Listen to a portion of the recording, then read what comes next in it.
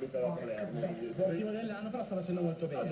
Però ha fatto un 2015 veramente molto buono. Il Palermo è andato benissimo, anche se nella seconda parte di stagione meno che nella prima. E in questo inizio di stagione la Juventus, dopo il primo mese un po' così, adesso veramente esplode. Secondo voi Luca da Palermo si riferisce ai 6 mesi di Dybala a Palermo o ai 6 mesi di Dybala Mi sa alla a Palermo, Juventus? mi sa a Palermo, Faccelo sapere, caro Luca. Poi andiamo avanti. Francesco Totti l'abbiamo già letto, che è l'unico giocatore in attività da FIFA 98. Sicuramente il toro Maxi Lopez, simbolo di una città.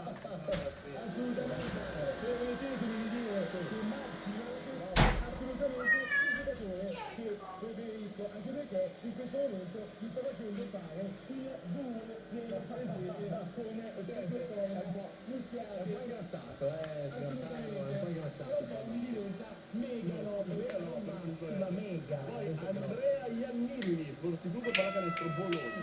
Bene, un po' di basket, diciamolo. Io voglio citare anche Tony Bryant che ha annunciato che si ritirerà. È arrivato anche